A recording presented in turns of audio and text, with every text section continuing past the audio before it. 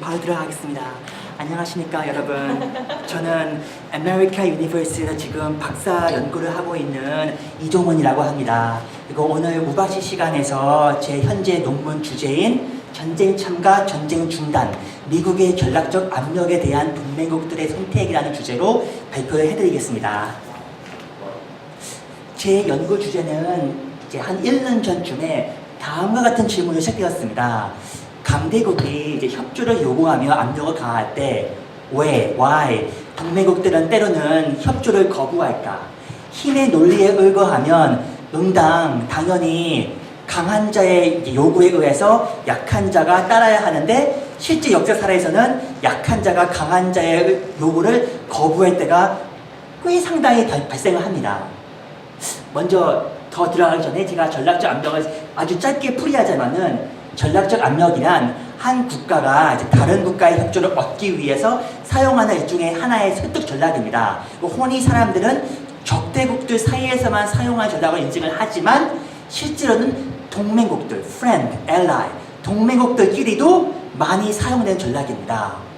재미있는 아이러니는 강대국이라면은 충분한 압력으로 힘이 약한 동맹국들을 끌어들여야 하는데 사례를 보면은 압력에도 불구하고 말을 잘 안 듣는 동맹국들 사례가 꽤 존재합니다. 대표적인 예를 몇 개 고른다면 이스라엘, 북한, 파키스탄, 터키 이런 나라들은 자신들보다 훨씬 힘이 강한 동맹국들의 요구를 빈번히 거부를 하고 거절을 합니다.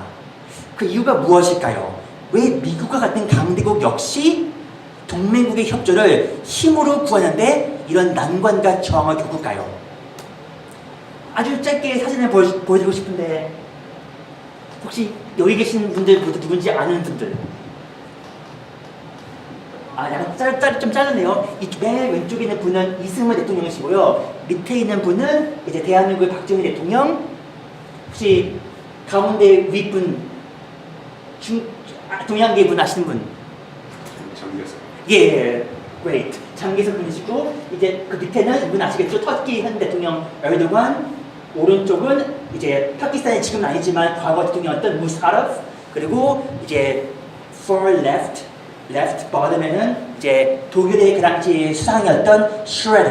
자, 이분들의 사진을 이제 갖다 놓은 이유는 이분들 모두 다 미국의 동맹국들의 정상이었지만 각자 정말 중요한 역사적 순간에 미국의 요구와 압박과 협박 속에서도 자신들의 입장을 고수한 사람들입니다. 이런 발생들에 대해서 현재 Alliance Studies 동맹 연구 문헌들은 크게 두 가지 답변을 제시합니다. 첫 번째, 위협의 신용도, 즉 동맹국은 정말 강대국이 우리에게 위협을 하지 못할 것이다 라는 인식을 가질 수가 있고, 두 번째는 만약 우리가 협조를 해야 한다면은 보상을 달라, 보상 없으면 안 하겠다 라고 요구를 할 수 있습니다. 이걸 조금 더 풀어 해석하다면은 의외로 강대국이 위협을 해도 동맹국이 믿지 않는 경우가 있습니다. 여러 가지 이유가 있는데, 하나는 아무리 강대국이라 하더라도 강대국 내부에 정치적 분열이 일어나서 의외로 상당한 강대국 내부 세력들이 오히려 동맹국을 호응하고 동정하고 지지를 하면은 동맹국은 내심 안심을 하면서 우리 편이 저 강대국 내부에 있는데 설마 강대국이 우리를 어떻게 하겠냐라고 판단할 수 있습니다. 가장 대표적인 예 혹시 떠오르시나요? 미국과 동맹 관계에서 가장 미국 내에서 좀 믿는 구석이 있다 라고 생각하는 나라가 있다면은 누구죠? 예, 옳습니다. 예, 이스라엘입니다. 이스라엘 경우는 의외로 미국의 말을 잘 안 듣습니다. 그 이유는 아무리 미국의 힘이 강해도 미국 내에 친 이스라엘 로비가 막강하기 때문에 아무리 미국에도 설마 우리에게 뭘 어떻게 하겠냐라는 인식이 있습니다. 그러니까 이럴 경우에는 위협의 credibility, 신용도가 낮습니다. 또 하나의 경우는 의존 경계, 즉 동맹국이 이미 강대국한테 정말 꼭 필요한 전략적인 도움을 제공하고 있었을 때 동맹국은 만약 강대국이 위협을 하면은 우리도 피해를 보지만 당신도 피해를 보니 설마 당신이 그런 부담감을 갖고 우리에게 정말 압력을 가할 수 있을 것인가 하는 것에 의문을 던지고 믿지를 않습니다. 가령 냉전 시기 반군 국가들, 아니면 지금 미국이 벌이고 있는 이 테러와의 전쟁 협력 국가들은 우리가 이미 당신이 협력을 하고 있으니까 당신이, 미국이 어떻게 우리의 뭐 인권이든 비민주적 행태에 대해서 뭐라고 말할 수 있는 것인가 하면은 우리가 이제 협조를 스톱하면은 미국도 부담감이 있으니 미국이 설명 못할 것이다. 역시 신용도의 문제죠. 마지막은 세 번째 이쪽에 양다리. 동맹국이 역으로 미국이 압박을 가면 우리는 미국과의 관계를 청산하고 다른 나라로 동맹을 바꿀 수 있겠다고 요구를 할 수 있습니다. 한 개는 전 케이스는 파키스탄 냉전 시기에 미국과의 동맹에서 미국이 점점 그러니까 파키스탄 입장에서 지나친 요구를 하자 자연스럽게 중국으로 동맹을 전환했습니다.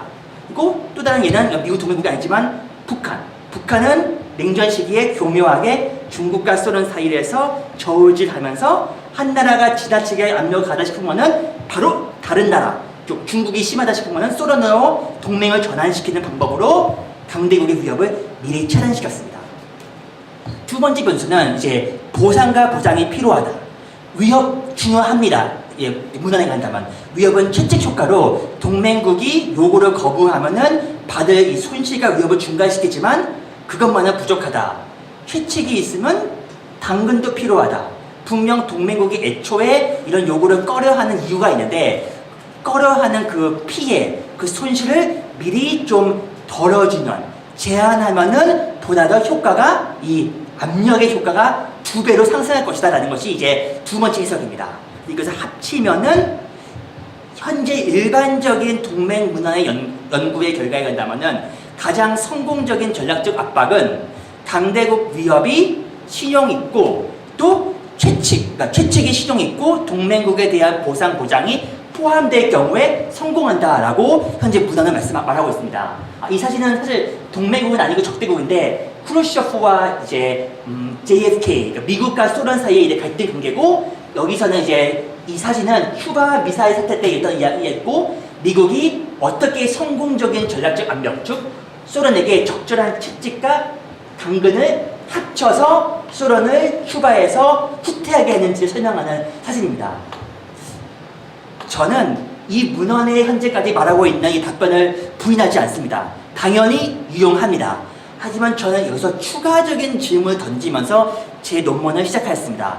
제 추가적인 답변은 만일 그렇다면 즉 성공적인 압력은 적절한 채찍, 적절한 위협과 적절한 당근이 필요하다면은 그 적절함의 기준은 어디서 나오고 누가 그 기준을 판단하는 것인가? 라는 질문에서 제 논문을 시작했습니다.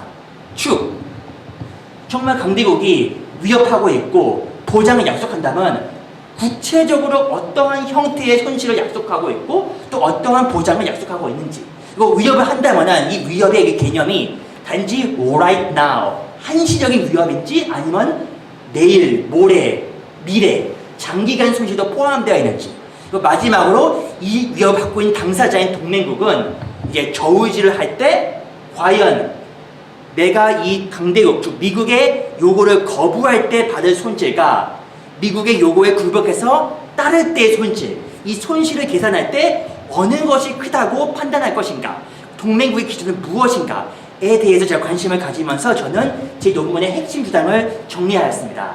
제 주장은 시각을 바꾸자 시각을 전환해서 우리가 말하고 있는 이 위협 우리가 말하고 있는 이 압력의 보상의 신용도는 결과적으로는 위협을 하는 사람의 관점에서 판단하면 안 되고 위협을 받고 있는 동맹국의 관점에서 이해해야 한다. 쭉 만약 미국이든 뭐 중국이든 소련이든 자기 나름대로 우리는 충분한 보상을 하고 있다. 우리는 충분한 위협을 하고 있다라고 주장을 해도 받는 사람의 입장에서는 당신의 위협 충분치 않고 당신의 위협 보상은 충분치 않다 하면은 실패하는 겁니다. 즉 동맹국 스스로 인지하는 나는 무슨 위협을 받고 있고 또 위협의 시기 범위가 어떠한지에 대해서 동맹국이 내리는 그 계산, 그 손익 계산이 최종적인 선택, 협조냐 비협조냐를 결정한다는 것이 핵심 주장입니다. 이걸 조금 더 요점으로 정리하자면은 저는 강대국이 압력을 가할 때 하라라고 말할 때 동맹국의 선택은 두 가지 변수에 대한 동맹국의 자체 판단에 의해 이루어진다. 즉 동맹국이 판단하는 이 강대국이 위협하는 손실의 타입, 유형은 무엇이고 어떤 손실을 위협하고 있는지 그리고 있다면 얼마나 오랫동안 시기 범위, 얼마나 오랫동안 우리는 이 손실을 감수해야 하는지에 대한 판단이 서야지 동맹국을 선택을 합니다. 예스든 노든. 독립 변수는 이 손실을 제가 좀 시간이 지나되기 때문에 좀 빨리 설명하겠지만 여러 가지 손실이 타입이 있습니다. 가령 미국이 약간 전략적으로, 외교적, 안보적으로 위협할 수 있습니다. 가령 그래서 대한민국한테 주한미군을 출수하겠다. 이거는 외교적인 이제 안보적인 이제 협박이자 손실입니다. 또 정치적인 이제 협박이 있을 수 있습니다. 즉 당신이 그래서 뭐 대한민국이 이렇게 나오면은 대한민국의 다음 선거에서 당신은 패배할 수 있을 것이다라는 위협을 줄 수 있습니다. 또는 이념적 국가의 이념과 정통성에 관련된 이제 공격을 가할 수 있습니다. 즉 테러와의 전쟁에 참여하지 않는다는 진정한 자유를 사랑하는 민주적인 나라가 아니다라고 이제 이념적인 위협과 손실을 미국이 요구할 수 있습니다. 문제는 이런 유형에서 그 나라가 동맹국 시점에서 우선순위가 다를 수 있습니다. 즉 미국은 외교적으로 압박을 가하고 있을 때 가령 이라크 전쟁에 파병을 하지 않으면 우리는 내년 당신들에 대한 군사 원조를 50% 삭감하겠다라는 위협을 할 때 중요하죠. 아주 위험한 부담이죠. 동맹국 입장에서는 바로 다음 달 총선인데 여론조사를 보니까 이라크 전쟁 파병 반대의 여론이 80%입니다. 이런 식으로 되면 파병을 하면 당장 다음 달 우리 정부, 내 정부의 낙선 확률이 너무 높으니까 이럴 경우는 삭제를 해야 됩니다. 내년도 미국 군사원조 삭감이냐 아니면 다음 달 내 총선 패배냐 어떤 손실이 더 심한 것인가 하는 상황 속에서 이 동맹국이 선택하는 이 우선순위의 판단이 매우 중요합니다. 두 번째는 시기와 범위.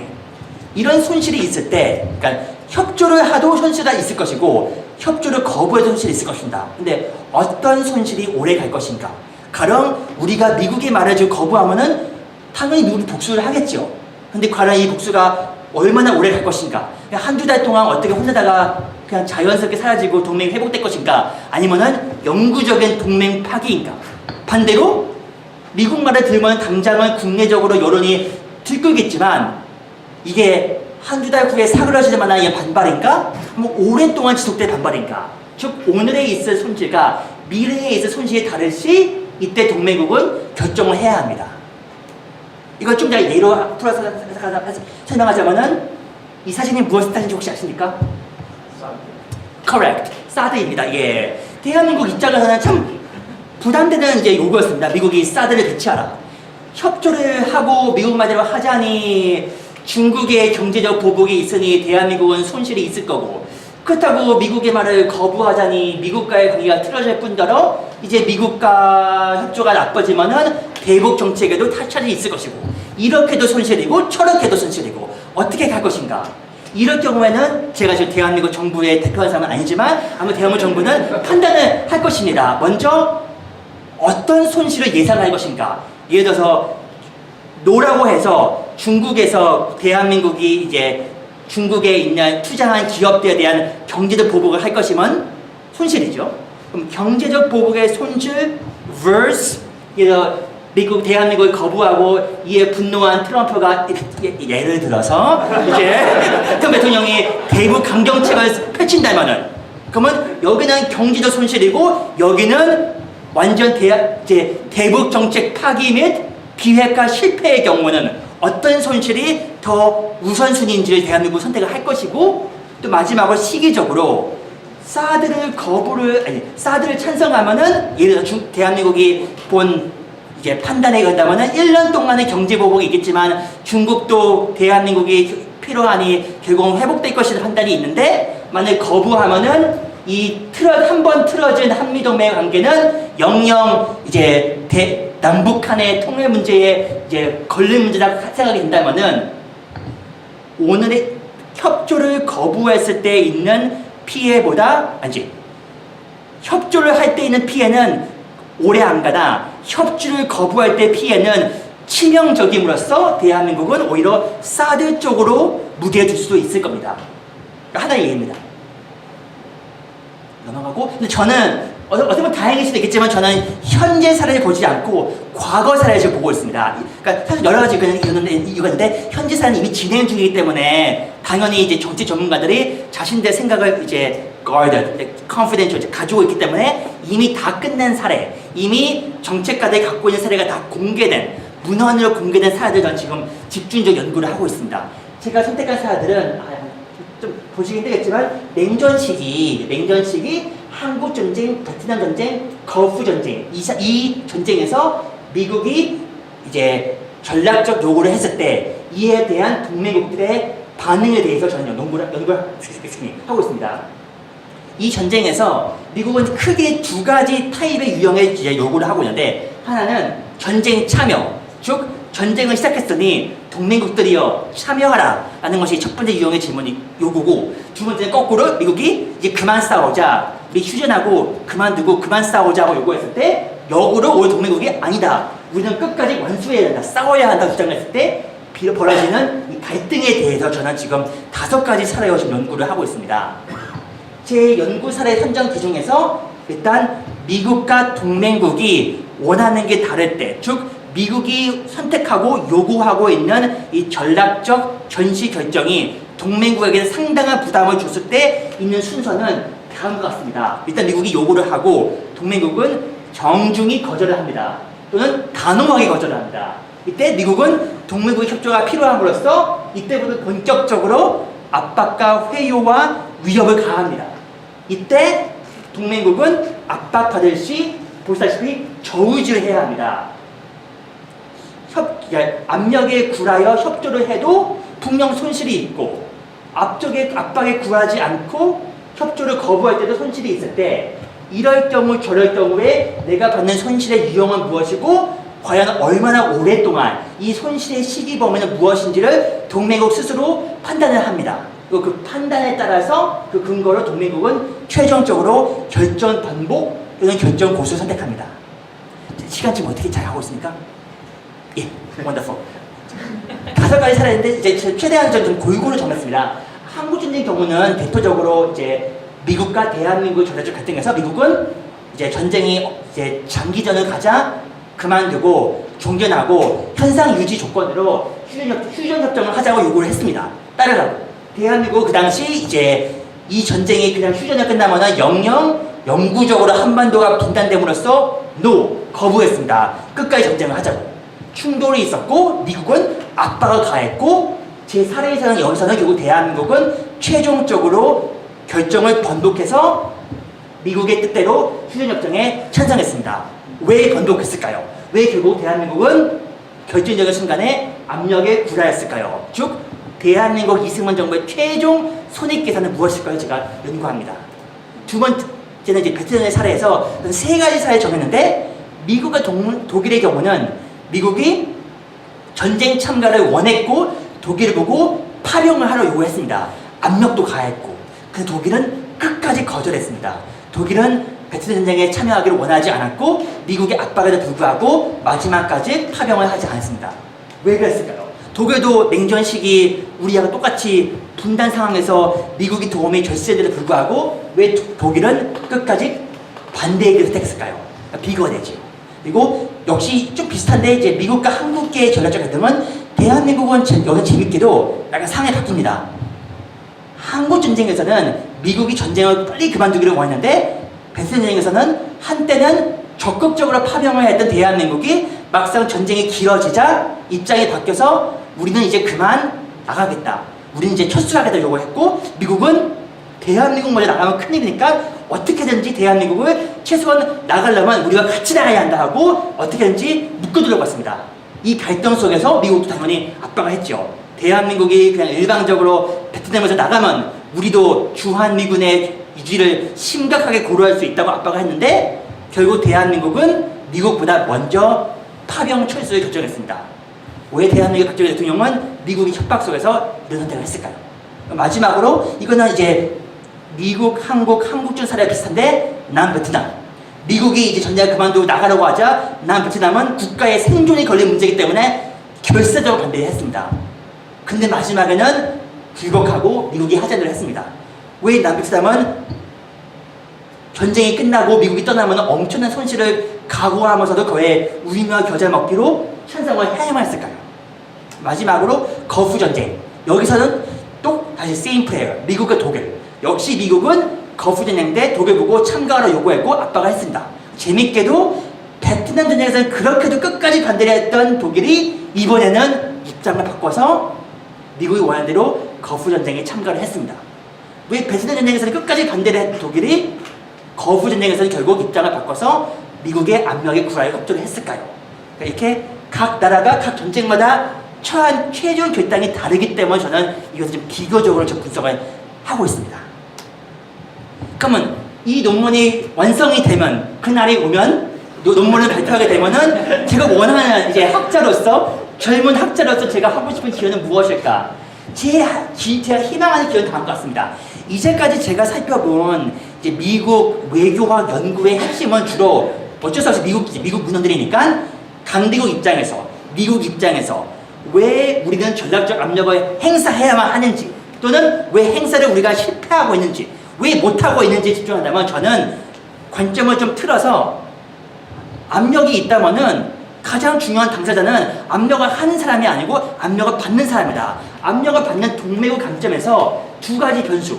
압력이 있다면 동맹국의 그 압력은 무엇을 의미하는지, 그리고 상반된 결정에서 이렇게도 위험이 있고 저렇게도 위험이 있으면 그 사이에서 그 손의 기준을 동맹국 그 대통령, 정부, 수상은 어떻게 정하는지, 이것을 먼저 이해해야 한다라는 것이 제 하고 싶은 기여입니다. 이런 기여를 통해서 제가 하고 싶은 것은, 현재 제 논문은 되게 historical research, 과거 사례에 집중됐지만 여기서 나온 결론을 사용해서 저는 이제 논문이 끝나고 박사가 되고 외교학 쪽으로 계속 연구를 하면서 현재 앞으로 미래에 벌어질 이런 동맹 외교전에서 국제적, 국내적 이런 복합적인 정치, 이념, 정치적 변수들이 동맹국 외교 정책에 미치는 여파, 그리고 단기적, 장기적 측면에서 외교적 손익의 판단과 그 판단이 한 국가의 정책 결정에서 차지하는 비중에 대한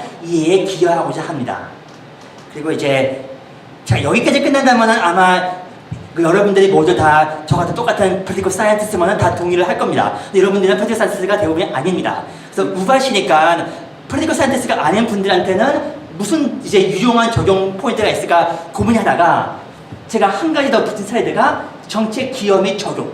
여러분들 중에는 미국 시민도 있고 여러분 중에는 대한민국 시민도 있습니다. 여러분들 중에는 강대국의 시민도 있고 약소국의 시민도 있습니다. 또는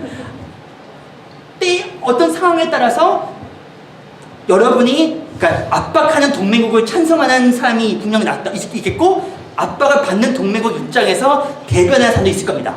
미래에 여러분들이 어떤 일을 하게 될지, 어떤 싱크탱크에 일할지, 또는 여러분 중에 미래에 이제 국가계에 일할 분이 있을지 모르겠지만, 그런 상황이 온다면은 저는 희망하는 거는 학자로서 여러분들에게, 만약 여러분들이 강대국 입장에서 위치에 서 있다면은 과연 여러분들은, 또 여러분들이 이제 자문을 해야 하는, 여러분들이 도와야 하는 그 국가의 정상들은 제대로 타겟, 목표 국가에게 적합한 위협과 보상이 무엇인지 파악하고 있는지, 파악한다면 정말 여러분의 나라가 미국이든 뭐 중국이든 러시아든 위협과 보상을 실시할 수 있는 능력이 있는지를 점검할 수 있을 것인지, 그리고 있다면 제대로, 이게 가장 중요한데, 여러분의 강대국이 위협과 보상의 의지를 제대로 커뮤니케이트, 그 타겟 국가한테 전달하고 있는지를 검토하기를 저는 미리 앞당겨서 권장드립니다. 역으로 만약 여러분이 압박받는 동맹국의 입장에서, 또는 압박받는 동맹국에 있는 대표들을 이제 자문을 하고 이제 대변해야 할 입장에 서 있다면은, 여러분들은 이 외교 결정이, 앞으로 여러분들이 내릴 이 힘든 외교 결정이 자국에게 미치는 복합적인 여파, 정치적, 이념적, 안보적인 측면, 이런 복합적인 여파들을 함축해서 종합적으로 고려하기를 권장드리고, 또한 선택의 득실을 판단 시 단순히 현재 오늘 있을 득실의 경우뿐만 아니고 득실의 기간, 어느 선택을 하든 이 선택에 인한 그 후유증, 이 피해가 과연 얼마나 오래 갈 것인지, 단지 잠깐 참고 견딜 수 있는 것인지, 아니면 여러분이 선택한 이 동맹국의 영구적인 미래가 좌지우지 될 수 있는지에 대해서 쭉 장거리적 안목으로 이제 판단하고 나서 여러분들이 모시는 동맹국의 정상들에게 올바른 조언을 해드리기를 권장드립니다. 질의 응답 받겠습니다.